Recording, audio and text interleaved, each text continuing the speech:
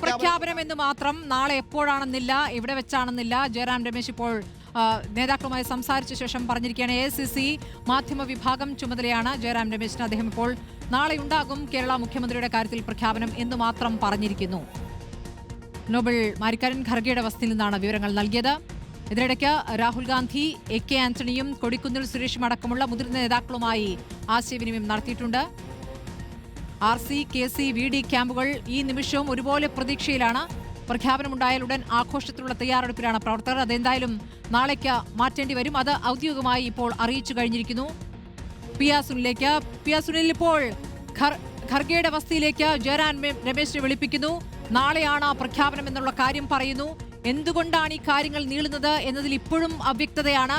നാളെ എപ്പോൾ അറിയാമെന്നതിന്റെ സൂചനയും അദ്ദേഹം നൽകിയിട്ടില്ല. എന്തു മനസ്സിലാക്കണം സുനിൽ?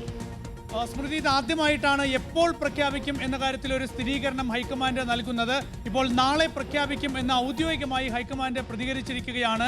ഹൈക്കമാൻഡ് ഈ നാളെ പ്രഖ്യാപിക്കും എന്ന് പറയുമ്പോൾ തീർച്ചയായും നാളെ തന്നെ ആ ഒരു പേര് പ്രഖ്യാപിക്കാൻ പോവുകയാണ്. ആരിലേക്കാണ് ഈ ഒരു സൂചന വരുന്നത് എന്നത് സംബന്ധിച്ച് ഒരു സൂചനകളും നൽകുന്നില്ല. അതേസമയം പ്രഖ്യാപനം നാളെ ഉണ്ടാകും എന്ന കാര്യത്തിൽ ഒരു സ്ഥിരീകരണം ഹൈക്കമാൻഡ് നൽകുകയാണ്. ഏതായാലും അസാധാരണമായ ചർച്ചകൾ തന്നെയാണ് മുഖ്യമന്ത്രിയെ തീരുമാനിക്കാൻ കഴിഞ്ഞ ദിവസങ്ങളിലൊക്കെ തന്നെ നടന്നത്.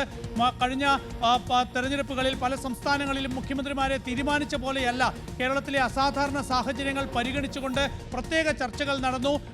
മുഖ്യമന്ത്രി സ്ഥാനത്തേക്ക് മത്സരിച്ച് നിൽക്കുന്നവർക്ക് പുറമെ മുൻ PCC അധ്യക്ഷന്മാരെ വിളിച്ചു വരുത്തി, ഒപ്പം തന്നെ വർക്കിംഗ് പ്രസിഡന്റുമാരെ വിളിച്ചു വരുത്തി, മുതിർന്ന നേതാക്കളുമായി രാഹുൽ ഗാന്ധി തന്നെ ഫോണിൽ സംസാരിച്ചു. അതിനൊക്കെ ശേഷം ഏറ്റവും ഒടുവിൽ രാഹുൽ ഗാന്ധി കോൺഗ്രസ് അധ്യക്ഷൻ മല്ലികാർജ്ജുൻ ഖാർഗെയുടെ വസതിയിലെത്തി ചർച്ചകൾ പൂർത്തിയാക്കി. ഏതായാലും മുഖ്യമന്ത്രിയെ തീരുമാനിക്കാനുള്ള എല്ലാ ചർച്ചകളും പൂർത്തിയായിരിക്കുന്നുവെന്ന് ഇപ്പോൾ ജയറാം രമേശ് വന്ന് ഔദ്യോഗികമായി ഹൈക്കമാൻഡിന്റെ നിലപാട് അറിയിക്കുകയാണ്.